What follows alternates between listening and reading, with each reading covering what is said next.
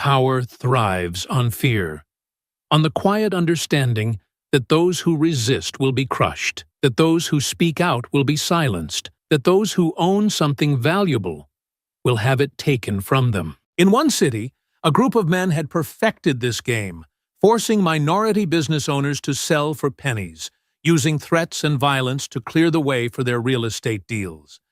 No one had stopped them. No one had dared. When they entered a small grocery store late one evening, they saw nothing but another easy mark. A lone black man, an aging shop, a business just waiting to be taken. They had done this before.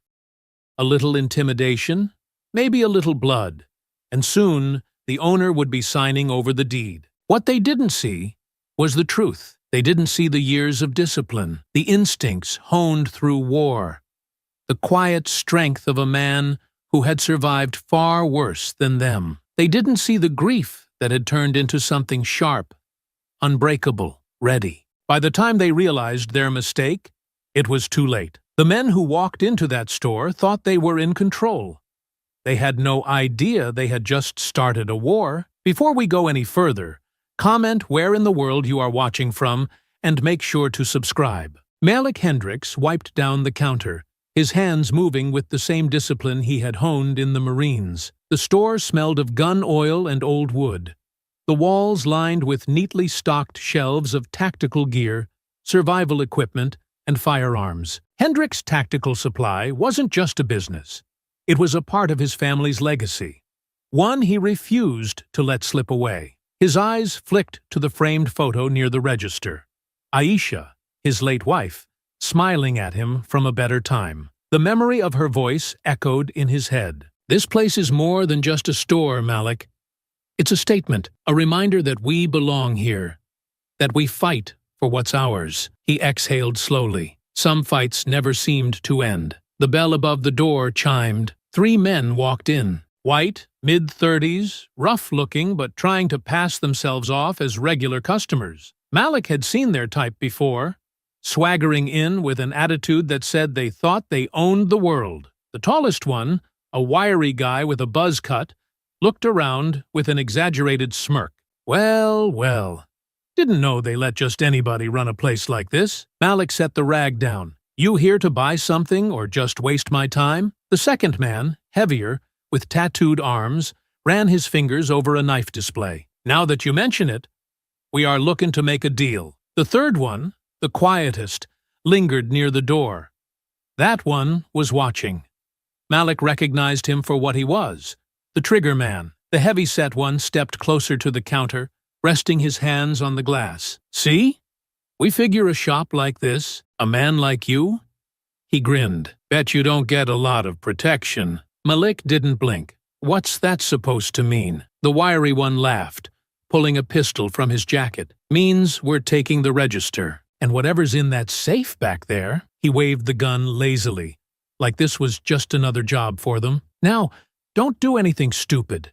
We know you don't want to be a hero. Malik's fingers curled under the counter, brushing against the hidden switch beneath the wood. He could smell the arrogance rolling off them, the kind that came from thinking a black man alone in his own store wouldn't be a problem. They had no idea who they were dealing with. The wiry one turned to the heavy-set man. Hurry up and grab! Malik moved first. Before the wiry one could finish his sentence, Malik grabbed his gun hand and twisted hard. Bones cracked, and the pistol tumbled to the floor. The man screamed, but Malik didn't let up. He drove an elbow into the thug's face, sending him staggering into a shelf of tactical vests. The heavy-set one, Earl, lunged forward with a wild swing, but Malik saw it coming.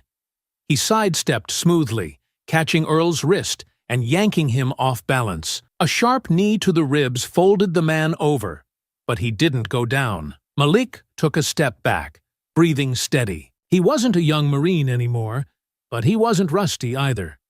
The quiet one by the door, the real threat, was already reaching for his weapon. Malik didn't hesitate. He grabbed a heavy-duty flashlight from the counter and threw it like a missile. The metal casing smashed into the man's wrist just as he pulled his gun. The shot went wild, shattering a glass display. Earl growled and came back, swinging. Malik ducked, stepped inside his reach, and hooked a fist under his ribs. The man grunted, stumbling back. "Why my store?" Malik asked, his voice even. Earl just laughed, wiping his mouth. "We're making offers." Malik narrowed his eyes. "Don't sound like an offer." The wiry one recovered, his lips split, eyes burning with anger. "It ain't. You're sellin', whether you like it or not." Malik tensed. This wasn't just a random hit. These men came with a purpose. "Not interested." The wiry one spat blood and wiped his mouth. "That's a mistake." He lunged, swinging a wild punch. Malik caught his wrist, twisted, and slammed him face first into the counter. The man groaned in pain. The quiet one had finally recovered. He went for his gun again. Malik had no choice. He kicked a shelf, sending it toppling between them. It bought him seconds. The wiry one took the chance to lunge at him again. Malik turned just in time. Too late to dodge completely. The thug tackled him, driving them both into a wall. Malik gritted his teeth. He could feel the fight shifting. He was good, but he was outnumbered.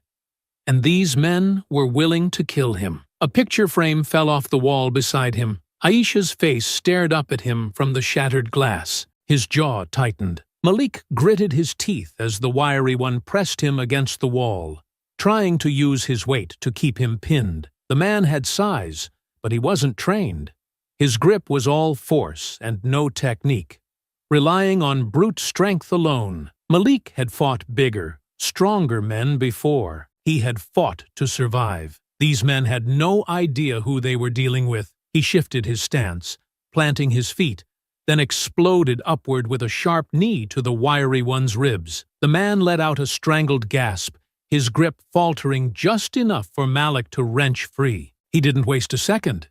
He grabbed the man's arm, twisted hard, and slammed him face first into the counter. A sharp cry of pain echoed through the store, but Malik wasn't done. He grabbed the back of the man's head and drove it into the wood again, knocking him senseless before turning just in time to see Earl barreling toward him. The big man was fast for his size, too fast for Malik to avoid completely. The impact hit like a truck, sending them both crashing into a metal shelf. Tactical bags and gear tumbled down around them, Malik absorbing the worst of it as his back slammed against the hard surface. Earl grinned, grabbing a fistful of Malik's shirt, trying to keep him pinned, but Malik reacted immediately, twisting his body and throwing his legs up in a powerful kick. He caught Earl square in the chest, sending him staggering backward, wheezing as the air was forced from his lungs. Malik scrambled back to his feet,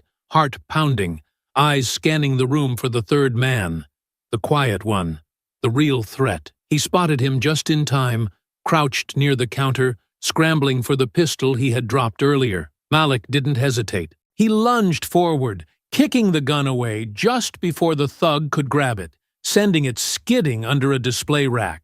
The quiet one cursed, reaching for a knife instead, but Malik was faster. He grabbed a metal baton from the fallen shelf and swung it with precision, cracking it against the man's wrist. The knife clattered to the floor, the quiet one stumbling back with a pained grunt, cradling his hand. The wiry one groaned from the counter, lifting his head, his face bloodied but still filled with defiance. "You don't know when to quit, do you?" he sneered, spitting blood onto the floor. Malik exhaled sharply, rolling his shoulders, feeling the adrenaline keeping him sharp, keeping him on edge. "You came into my store thinking you could take what's mine. I don't quit.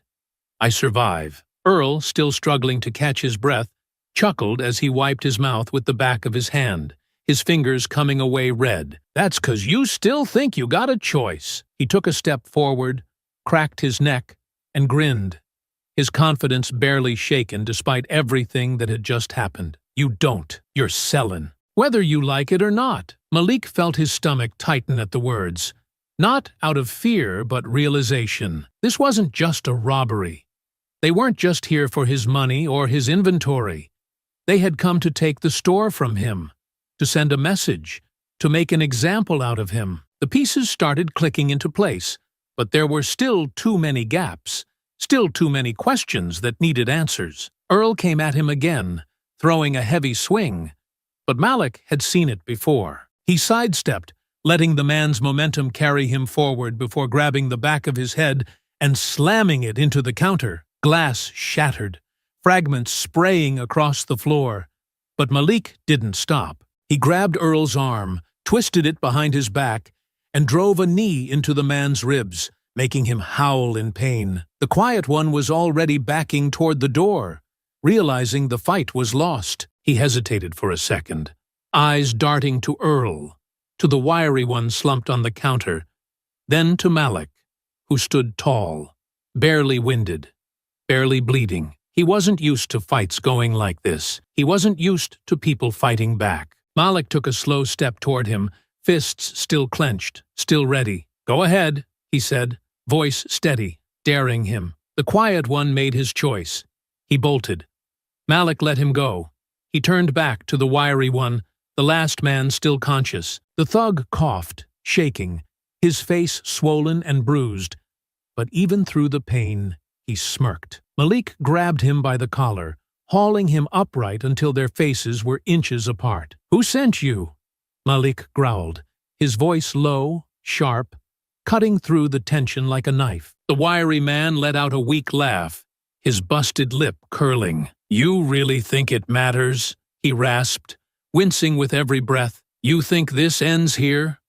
His eyes flicked to the broken shelves, the shattered counter, the blood smeared across the floor. "You already lost, man. You just don't know it yet." Malik narrowed his eyes, fingers tightening around the man's shirt.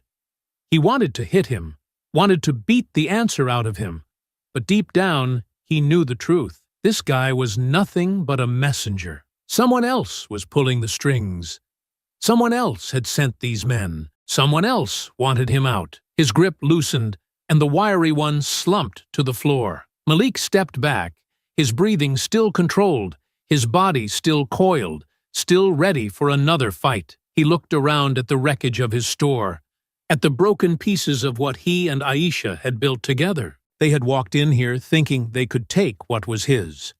They had thought he would fold. They were wrong. Malik clenched his fists, jaw tightening as a slow, steady rage built in his chest. If they thought this was over, they had no idea what was coming. He wasn't going to let them push him out. He wasn't going to let them take what was his. If they wanted a fight, he'd give them one. The sharp wail of sirens cut through the night air, flashing red and blue lights illuminating the shattered storefront. Malik exhaled slowly, his adrenaline fading just enough for him to register the stinging pain along his side. He looked down, saw the dark stain of blood spreading across his shirt, felt the sharp heat of the graze wound he hadn't even noticed. In the chaos, the front door burst open, officers flooding in, weapons drawn, barking commands he barely registered. "Hands where we can see them!" Malik didn't move. He stood tall, bloodied but unbroken, as a familiar voice cut through the noise. "Stand down." Detective Elena Cruz stepped forward, her sharp eyes sweeping the room, taking in the destruction, the unconscious men, the blood, and finally, Malik. She exhaled, shaking her head. "Malik, what the hell did you get yourself into?" Malik sat on the edge of the open ambulance, his shirt pulled up just enough for the paramedic to press a thick gauze pad against his side. The bullet graze stung like hell, but pain had always been easy to ignore. He had been through worse. What wasn't easy to ignore was the sight of his store, his home, wrecked before his eyes. The place he and Aisha had built together was torn apart, shelves knocked over, glass crunching under the boots of officers moving through the scene. This wasn't just a robbery. It wasn't even about money. This had been about control. Detective Elena Cruz stood a few feet away, arms crossed, watching him with that familiar mix of frustration and concern. The moment the paramedic finished wrapping the bandage around his ribs and stepped away, she moved in. "You got lucky tonight," she said, her voice edged with restrained anger. "Damn lucky. If that bullet had hit an inch higher, I'd be writing a different kind of report." Malik didn't flinch, his expression unreadable as he glanced down at the white gauze now taped over his side. "I wasn't the one looking for trouble. he said evenly. Elena let out a sharp breath, shaking her head as she looked past him at the destruction. Yeah? Well, trouble sure as hell found you. Malik followed her gaze, taking in the overturned displays, the bullet holes in the walls, the streaks of blood where he had put those men down. This wasn't just about scaring him. They had wanted him to feel powerless. They had wanted him to think he had no way out. They told me I didn't have a choice, he muttered, voice low but firm. Elena scoffed, rubbing a hand over her face before fixing him with a hard stare. Malik, I already got the wiry one. Trey, hauled in. The others will be processed. But let's not kid ourselves. They'll be back on the street before you've had time to replace that glass counter. Malik finally met her eyes. Then I'll be waiting. Elena's jaw tightened, her patience clearly thinning. No? You let me handle this. You do not go looking for a fight. Malik pushed himself up from the edge of the ambulance, rolling his shoulder as if testing how much of the pain was manageable. I don't have to look for it. It already knows where I live. Her fingers curled into fists at her sides, the flicker of worry hidden behind her irritation. I know you, Malik. I know how you get when you start chasing things. I've seen how this ends before. Don't make me watch it happen to you. Malik exhaled slowly, taking a second before responding. Then you already know what I'm going to do. Elena ran a hand through her dark hair, clearly exasperated. But she didn't argue. They had known each other too long for that. She just shook her head, letting out a frustrated sigh. Damn it, Malik. He gave her a small, humorless smirk. I know. She didn't stop him as he turned and walked back into what was left of his store. The place was a wreck. But the one thing still intact was his security system. The monitors behind the counter were untouched, the hard drive still running. Malik lowered himself onto the stool, ignoring the way his ribs protested the movement, and pulled up the footage. He scrubbed back to the moment the men had entered, pausing on each of their faces. The wiry one, Trey, the heavy-set one, Earl, and the third man, the quiet one who had run. He studied their movements, the way they had come in confident, sure of themselves, sure that they were in control. They had done this before. This wasn't their first time trying to force someone out. Malik switched to the outside camera, rewinding until something caught his eye. A black SUV, parked across the street, engine running. Someone had been watching. He zoomed in, pausing the frame when the driver's side door opened. A man stepped out, lingering in the shadows, just barely in the camera's view. He was tall, lean, wearing a suit that didn't match the street thug aesthetic of the men inside. This wasn't some random robbery. Someone with money had sent them. Malik leaned back, rubbing a hand over his jaw. If these guys had been sent to force him out, it meant they had done the same thing to others. He opened a separate window, pulling up local news reports, searching for anything that felt too familiar. It didn't take long before the pattern started to emerge. 3 months ago, a black-owned barbershop had burned down 2 blocks from here. The owner had told reporters he had been getting threats, had been warned to sell, but no one was ever arrested for the arson. 2 months ago, a soul food restaurant had shut its doors without explanation. Word around the neighborhood was that the owner had been jumped in a mugging gone wrong, beaten so badly he had packed up and left town. A few weeks ago, a small grocery store run by a Haitian family had abruptly closed. The owners had disappeared overnight.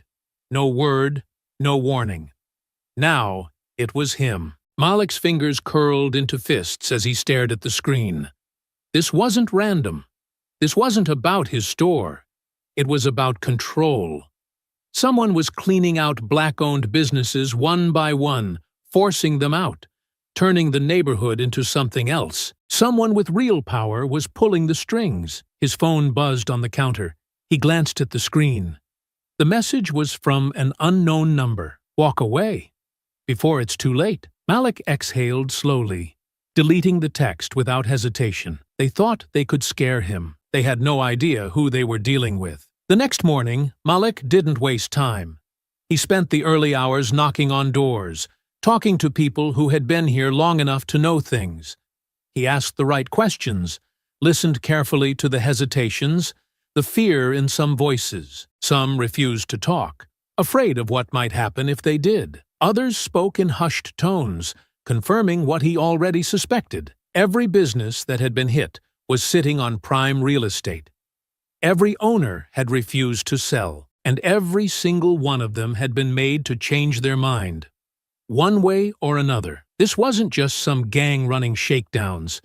This was bigger. Malik wasn't just going to find out who was behind it. He was going to stop them. Malik spent the next 2 days working leads, combing through everything he could find on the businesses that had been forced out. He started with what he knew: barbershops, grocery stores, restaurants, black-owned businesses that had been in the community for years, now gone in the span of a few months. It didn't take long before the pattern became undeniable. Every one of those properties had been snatched up within days of the owners closing their doors. The sales weren't publicized, but they were all legal, all perfectly clean on paper. Too clean. He leaned against the counter in his store, laptop open, notes scribbled across a sheet of paper beside him. He cross-referenced every business that had shut down with county property records. The first few sales looked random, different buyers, different transactions, but as he went deeper, he started seeing the same name over and over again. Devlin Holdings. The company was nothing but a shell. No website, no office, no history before a year ago. It had been set up for one reason, and one reason only: to funnel properties into the hands of whoever was really behind this. Someone was using intimidation, violence, and arson to force people to sell, then flipping the properties for pennies on the dollar. Malik clenched his jaw, his marine instincts kicking in. He had seen operations like this before. Corruption running deep, money moving in the shadows, people with power staying just far enough away from the dirt to keep their hands clean. But every operation had a weak point. Every structure had a fault line. He just had to find it. He pulled up Devlin Holdings' official paperwork, scanning the documents for anything useful. The listed CEO was a man named Richard Gable, but that was just another layer of insulation. Gable wasn't the boss. He was a front. Someone else was running the show. And Malik was going to find out who. Meanwhile, Caleb Stokes sat at the back of a dimly lit bar, nursing a whiskey as he listened to his guys try and explain how a simple job had gone so wrong. "It should have been easy," Earl muttered, holding an ice pack to the side of his face. His nose was swollen, one eye half shut from the beating he had taken. "We went in, put a little fear into him, but..." Trey, his lips split, hands wrapped in bandages, shook his head. "Man fought like a damn animal. Like he'd been waiting for something like this." Caleb exhaled, annoyed. "You're telling me one store owner put the three of you down?" Earl looked away, but Trey bristled, leaning forward. "We didn't know he was military." Caleb's fingers stilled against his glass. "What?" Trey gestured to the bruises on his arm, shaking his head. "Dude's a Marine. Not just some guy with a shop. He was trained. Tactical." Caleb swore under his breath, setting the glass down hard on the table. He had figured Malik Hendricks was just another stubborn businessman, someone who needed a little pressure to see things the right way. He had done this enough times to know that most people didn't want to fight. They just needed a good enough reason to walk away. But this was a problem. People had to be afraid for things to work the way he needed them to. That was the rule. The moment one person decided they weren't afraid anymore, it spread like a disease. If Malik made it seem like he could fight back and win, others would start thinking they could do the same. That couldn't happen. He pulled a roll of bills from his pocket, tossing it on the table beside him. "Find 2 hitters," he said, his voice low, cold.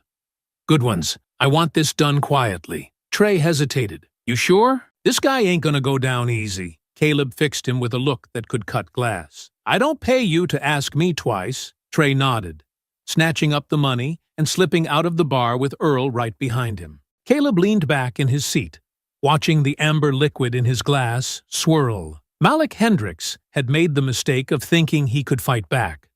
Now he was going to learn the cost. Malik sat in his car outside a small tax firm, watching the front entrance. It wasn't the kind of place that stood out, but the name on the door told him everything he needed to know.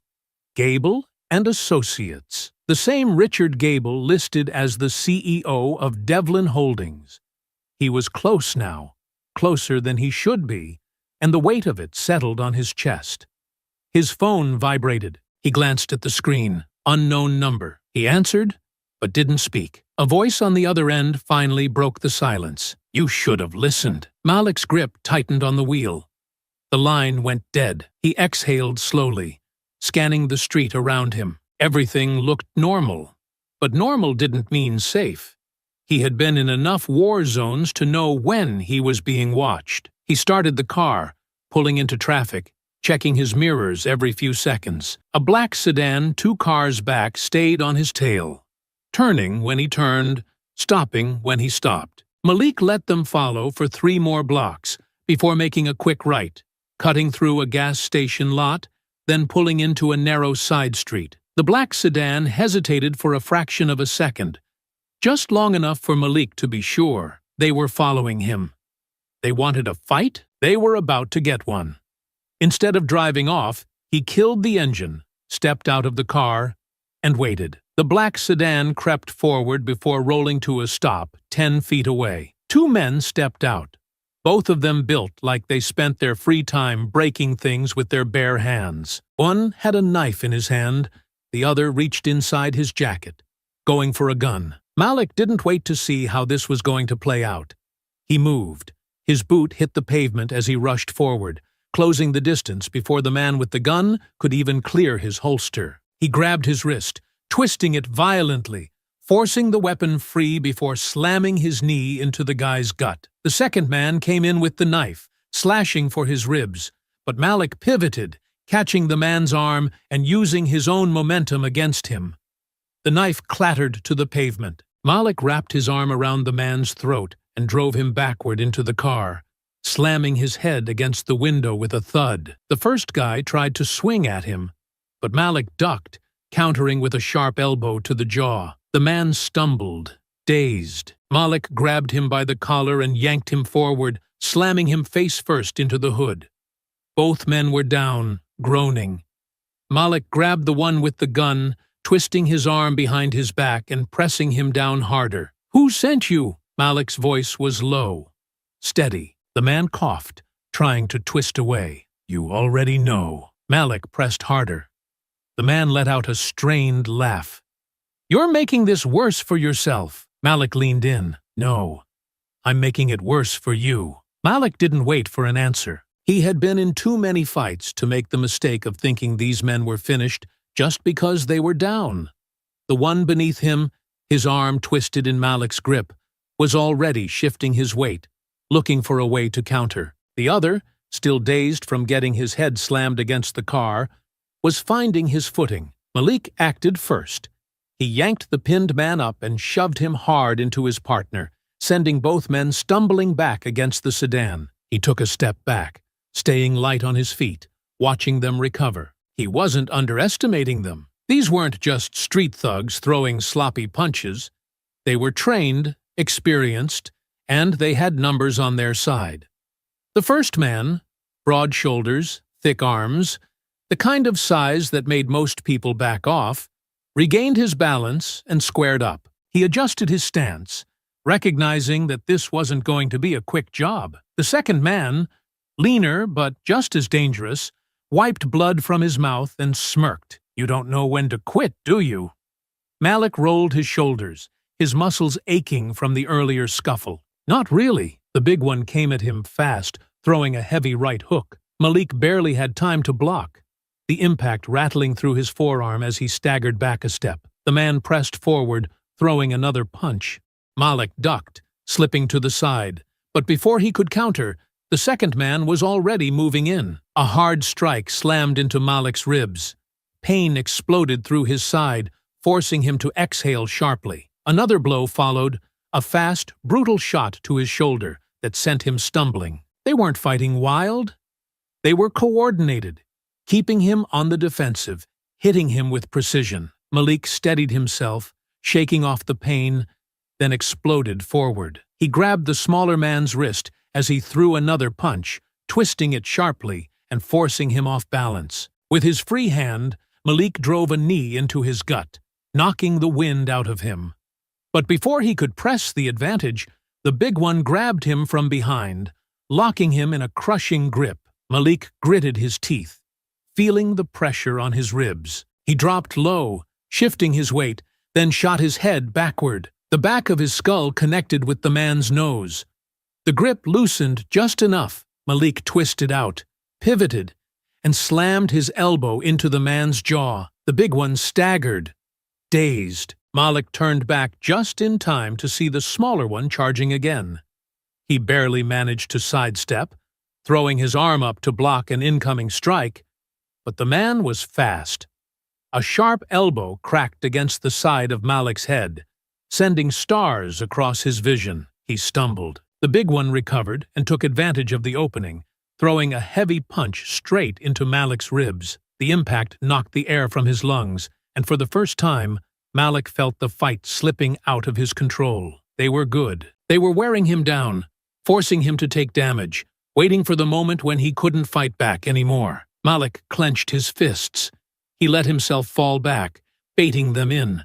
As soon as the smaller one stepped forward, Malik lunged. He caught the man's arm, spun him around, and used his own momentum to slam him into the side of the car. The man grunted, head bouncing off the metal, then collapsed. The big one was already moving, throwing another heavy blow toward Malik's head. Malik ducked at the last second, closing the distance before the man could adjust. He stepped inside his reach, locked his arms around his waist, and drove forward, lifting him off his feet before slamming him down onto the pavement. The impact shook through Malik's bones, but he held on, pinning the man down. The big one thrashed, trying to break free. Malik kept his grip tight, shifting to press his weight onto the man's chest, making it harder for him to breathe. "Who sent you?" Malik growled, his breath coming fast. The man just grinned through the pain. "You're asking the wrong questions." Malik tightened his hold. "Try again." The big man chuckled, even as he struggled beneath him. "You think this ends with us?" Before Malik could press further, he heard movement behind him. The smaller one had recovered. Malik barely turned in time to see the attack coming. A heavy kick caught him in the ribs, sending pain ripping through his side as he rolled off the man he had pinned. He hit the pavement hard, coughing, his body screaming at him to stop, but he pushed himself up immediately. No hesitation, no weakness. The two men regrouped, breathing hard, but still standing. Malik could feel the bruises forming, his ribs aching, his muscles sore. He had taken hits, and he knew this wasn't over yet. They weren't stopping. Neither was he. Malik's lungs burned as he stood over the two battered men, his body aching from the prolonged fight. His ribs throbbed with every breath, his muscles tight with exhaustion. But he wasn't done. Not yet. He had taken their best hits, absorbed their punishment, and was still standing. One of them wasn't getting back up. The smaller one lay sprawled on the ground, groaning, his body barely moving. The big one, however, still had some fight left in him. He rolled onto his side, coughing, his breath ragged but defiant. Malik wiped sweat from his brow and stepped closer, towering over the man. He had seen this kind of stubbornness before. Men who knew they had lost but refused to admit it. "Who sent you?" Malik asked, his voice sharp and controlled. The big man grinned through swollen lips. "You think beating me down changes anything?" Malik didn't respond. He simply crouched beside him, grabbing a fistful of his jacket, yanking him up so their faces were inches apart. The man winced, but the smirk never left his face. "You don't get it," the thug rasped. "This ain't about you. You're just in the way." Malik tightened his grip. "Then tell me who I'm in the way of." The man laughed weakly, shaking his head. "You think I'm stupid? You think I don't know what happens if I talk?" Malik exhaled slowly, keeping his patience in check. He could feel the man's resistance, but he also knew something else. He was afraid. He wasn't afraid of Malik. He was afraid of the people pulling the strings. That was leverage. Malik let go abruptly, letting the man slump back onto the pavement. He wasn't going to scare him into talking, but there was another way. "You've seen what I can do," Malik said, his voice calm, steady. "You walked in here thinking I'd go down easy. That was your mistake." The big man blinked at him, still catching his breath. Malik continued, "But you and I both know I'm not the one you should be afraid of. The people you work for? They sent you here to get rid of me, but they didn't tell you who I was, did they?" The big man said nothing. Malik leaned in slightly. "That means you're disposable. If I let you go, you think they're just going to welcome you back after you failed?" A flicker of doubt crossed the man's bruised face. Malik pressed on. "You tell me what I need to know, and maybe you walk away from this, or you don't, and they decide you're not worth keeping around anymore. Either way, someone's coming for you." The man's breathing grew unsteady. Then, finally, he broke. He let out a long sigh, closing his eyes for a second before opening them again, resignation in his face. "You really want to know?" Malik didn't answer. He just waited. The man swallowed hard, glancing toward his unconscious partner as if debating whether to say it. Then, with a slow breath, he muttered a name. Caleb Stokes. The name meant nothing to Malik. The thug saw the confusion in his eyes and let out a strained chuckle. "You don't know who you're messing with." Malik's jaw tightened. "Then start explaining." The man shifted slightly, grimacing from his injuries. "Caleb runs everything on this side of the city. You think this is just about your little shop? He's got bigger plans. Whole blocks, entire streets. Your place was just one more on the list." Malik's mind worked fast, connecting the dots. The forced sales, the businesses going under, the shell company buying up property. Devlin Holdings. It wasn't just a name on paper. It was Caleb Stokes. He exhaled sharply. He had finally found the man at the top. The thug shook his head, his smirk returning, even through the pain. "You should have just taken the offer, man. Now, you're a problem." Malik stared at him, his expression unreadable. Then, without another word, he stood up and walked away. As he moved toward his car, his mind raced. He had the name, he had the connection. Now, he needed proof. Caleb Stokes wasn't just running some street-level operation. He had influence, power, and the resources to make people disappear. That meant Malik had one shot to take him down, and he wasn't going to waste it. Malik sat alone in his store, the lights dim, the only glow coming from his laptop screen as he sifted through page after page of property records, transaction logs, and business filings. His ribs ached every time he shifted in his seat, a dull reminder of the fight he had survived. The bruises on his knuckles had started to darken, but he barely noticed. His mind was too busy fitting the puzzle pieces together, the frustration in his gut growing as the picture became clearer. Caleb Stokes. The name had weight to it, but not enough.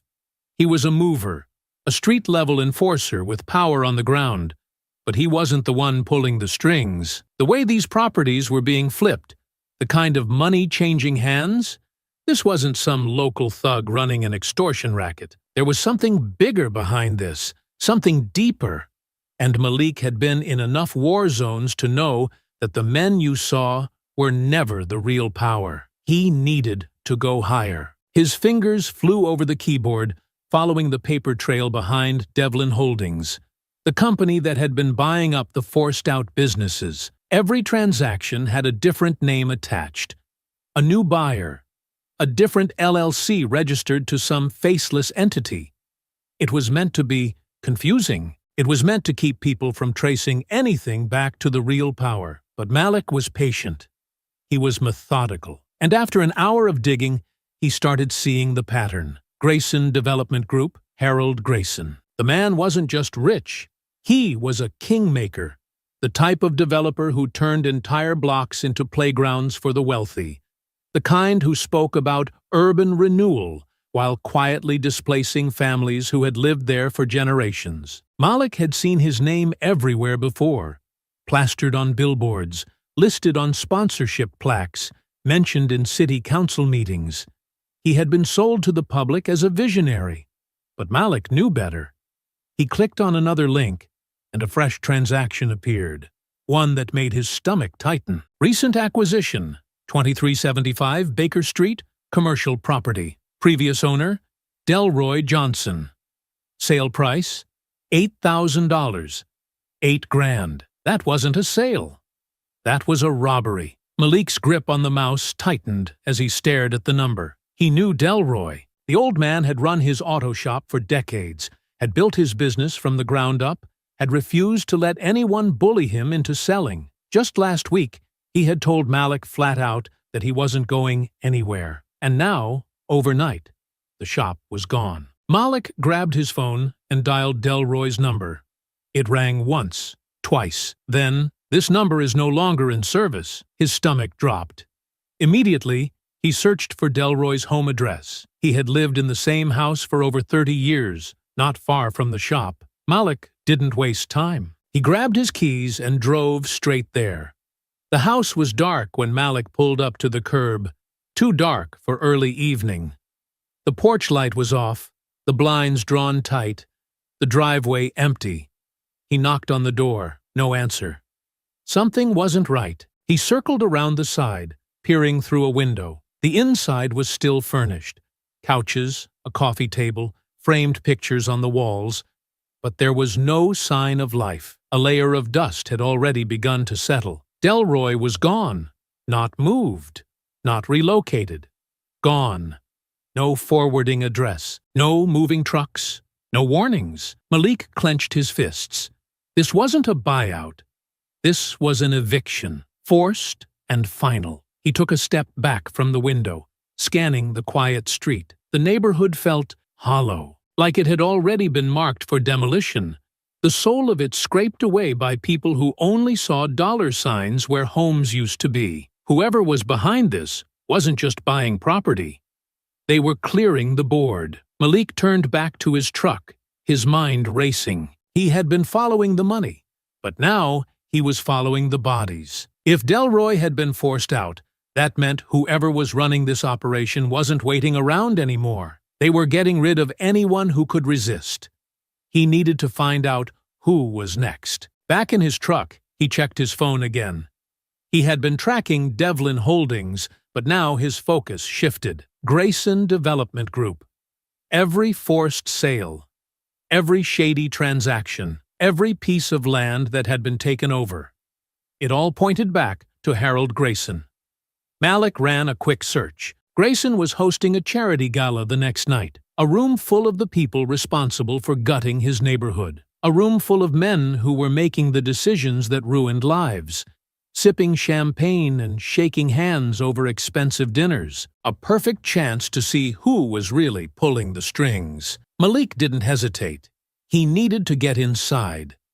The Grayson Development Annual Charity Gala was being held at the Peachtree Grand, an upscale hotel in the heart of downtown, the kind of place where deals were made in whispers and fortunes changed with a handshake. Malik wasn't on the guest list, but he wasn't the kind of man who let that stop him. Dressed in a tailored black suit, one of the few things he had kept from his time working private security, he walked through the hotel's main entrance with the kind of confidence that made people assume he belonged. He had picked up a discarded event pass from an empty table in the lounge earlier that evening.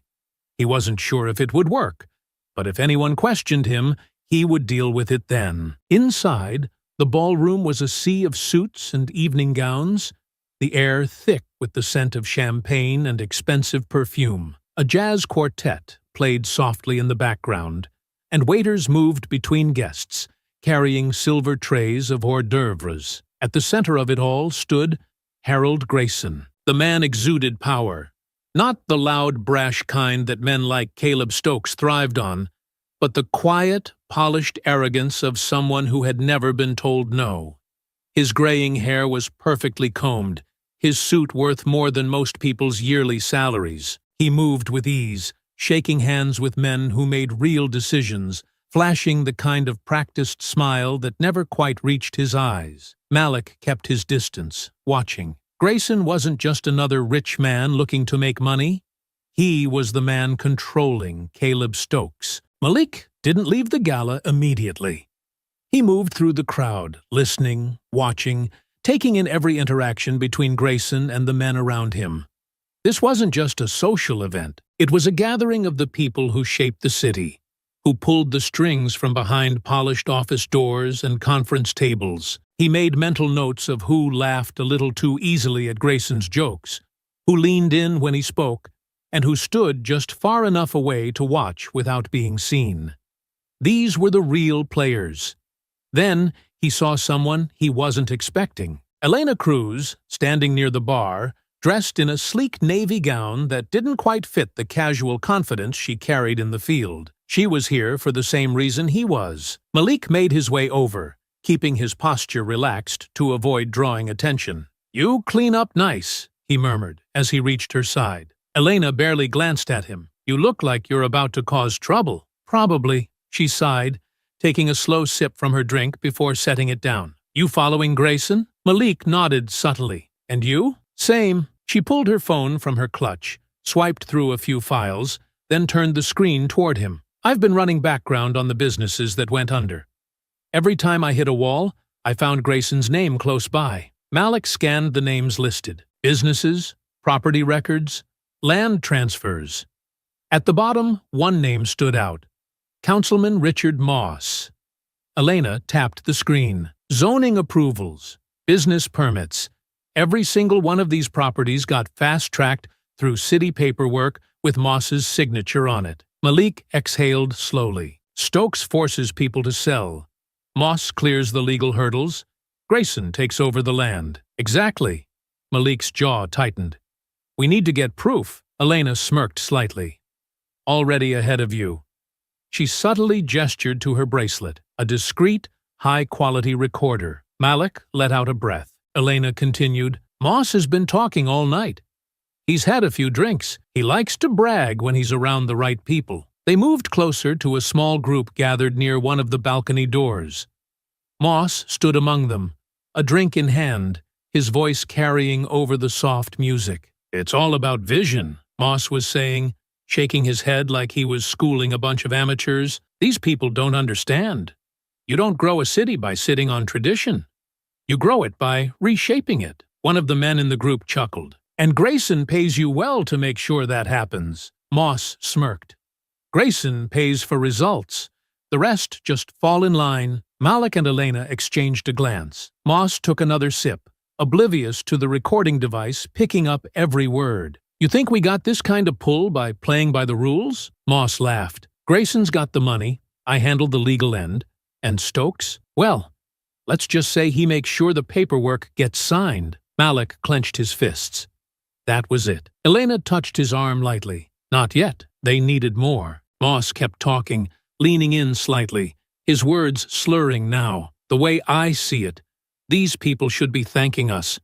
We're cleaning up the city, making room for the future. Some of them just don't know what's best for them yet." Malik's stomach churned at the casual way Moss dismissed the lives he was ruining. Elena exhaled slowly. "Is this enough?" "Not yet," Malik muttered.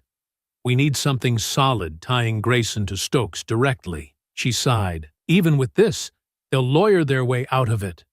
We need more." Malik leaned against the bar, thinking fast. Then an idea formed. "Elena, how much heat are you willing to take for this?" She smirked, though there was an edge to it. "You already know the answer." Malik exhaled, pushing back from the counter. "Then we set a trap." Elena raised a brow. "For who?" Malik's expression was cold. "Caleb Stokes." They knew Stokes wouldn't come to them willingly, so they forced his hand. Malik started showing up in his spaces. Bars, betting halls, street corners where Stokes's men operated. He made himself loud, made sure the right people heard him asking questions, dropping Grayson's name in conversations he knew would get back to Stokes. Elena worked the other end, putting pressure on informants, letting rumors spread that Stokes was about to be left out to dry. The response was immediate. By the next night, Malik's phone buzzed. Unknown number. He answered. A voice, calm and deliberate. "You want to talk? Come alone." The call ended. Elena, sitting across from him, already had her coat in hand. "We both know you're not going alone." Malik nodded. "Yeah, but they don't." The construction site was dark. The the skeletal frame of an unfinished building looming overhead. Malik stepped out of his truck alone. Elena was hidden nearby, listening. Stokes stood waiting, his arms crossed. 4 men positioned around him. They weren't aiming weapons, but their postures made it clear. This wasn't a negotiation. Didn't think you'd actually show, Stokes smirked. Malik kept walking until he was a few feet away, his stance steady. You and I both knew this was coming, Stokes chuckled. You've been making a lot of noise, Hendricks. Asking a lot of questions. People don't like that. People like Grayson? Malik's response was immediate, cutting through Stokes's attempted intimidation. Stokes's smirk faltered. Malik pressed forward. We have his financials. We know he's been paying you. The only question left is how much you're willing to take the fall for him. Stokes's expression darkened. You think Grayson's got your back? Malik continued. The second this blows up, he's cutting you loose. Stokes clenched his jaw, but he wasn't denying it. You're the one that's disposable, Malik said. Not him, you, Stokes exhaled sharply. And then, he doesn't pay me, Stokes muttered. He pays my crew, pays for the fire damage, for the incidents, for the properties that don't sell right away. Malik didn't react. Stokes kept going, voice bitter now. He makes sure the city never gets in our way. Sends money to Moss to keep zoning approvals running clean. When someone won't sell, they get fined until they don't have a choice. Malik exhaled. Thanks for your time, Stokes. Before Stokes could react, Elena's voice crackled in his earpiece. Got it. We're done. The weight of what Stokes had just admitted settled like a stone in Malik's gut. He had the confession. The proof tying Stokes, Grayson, and Moss together in a tangled web of corruption and violence. But something wasn't sitting right. Stokes had given up too easily, had handed them Grayson's name without the usual hesitation of a man trying to protect himself. He had talked fast, maybe too fast, and Malik recognized the signs. This wasn't a man being backed into a corner. This was a man trying to trade one noose for another. Malik narrowed his eyes, his posture stiffening as he took a slow step forward. The air between them charged with something dangerous. He could hear Elena shift beside him, feel the weight of her stare as she silently watched, waiting to see how far he would take this. He had given Stokes just enough room to lie, and the enforcer had taken the bait without realizing it. You gave that up too quick, Malik muttered, his voice low, controlled, but edged with something sharp enough to cut through steel. He could see the flicker of something in Stokes's face, the brief flash of nerves before the man tried to smother it beneath a forced look of indifference. Malik had spent his life reading people who thought they were untouchable, and he recognized the moment a man realized he had made a mistake. Stokes exhaled heavily, rubbing a hand over his bruised jaw before shaking his head, his breath coming slightly uneven. Man, you don't even know what you've walked into, he muttered, voice thick with something that almost sounded like regret. But Malik wasn't interested in regrets.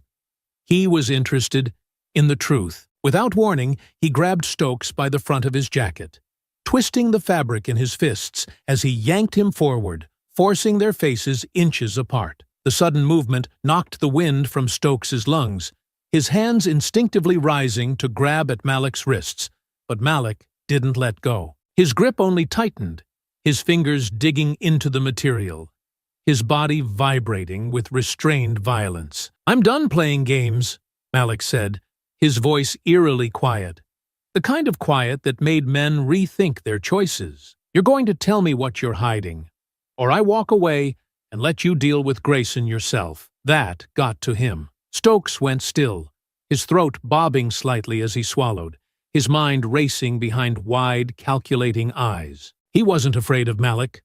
Not in the way weaker men were afraid of someone stronger. He was afraid of something else. Afraid of what Grayson would do if he talked. But self-preservation was louder than fear. I can give you something bigger, Stokes muttered, his voice dropping lower, almost cautious. Something you really want. Malik's grip tightened. Like what? Stokes licked his split lip, hesitating just long enough to let Malik know that whatever he was about to say was something he had been holding back for a long time. Then, finally, he exhaled sharply and dropped the bombshell. Grayson ordered the hit on your wife. The world stopped. The words hit harder than any punch Malik had ever taken, harder than the worst pain he had endured, harder than the years of loss and unanswered questions. He felt them like a physical force, like a gunshot tearing through his chest, like a blade sliding between his ribs and twisting. Elena inhaled sharply beside him, her posture snapping to full attention. But Malik didn't move. His fingers stayed clenched in Stokes's jacket, his breathing even, his body unnervingly still. The silence stretched too long. Stokes shifted slightly, trying to gauge the reaction, but Malik gave him nothing. No anger, no disbelief, just cold, dangerous silence. "You're lying," Malik finally said, but his voice lacked the conviction of a man who didn't believe it. It sounded more like a man daring Stokes to lie. Stokes shook his head, his expression tightening. "I wish I was." Malik's grip stayed firm, but his breathing had slowed, his mind sharpening in a way that only happened when he was hunting. "Why?" Stokes exhaled through his nose, his voice quieter now, almost reluctant. She was asking too many questions. She was digging into things Grayson didn't want her digging into. The land deals, the bribery, the money moving behind closed doors. She started connecting dots no one was supposed to connect. Malik's jaw tightened, a slow, deep rage curling in his chest, something dark and primal that had been buried for years now clawing its way to the surface. So he had her killed. She wasn't supposed to die, Stokes admitted, and Malik could tell by the way he said it that this part was true. Grayson just wanted to scare her off, make her back down. Some threats, some vandalism, maybe shake her up a little. But something went wrong. Malik's voice was dangerously even. "What went wrong?" Stokes hesitated. And that was a mistake. Malik yanked him forward, hard, slamming him back against the crate. The impact made Stokes grunt, his head knocking against the wood, his breath coming out in a short, sharp gasp. "What went wrong?"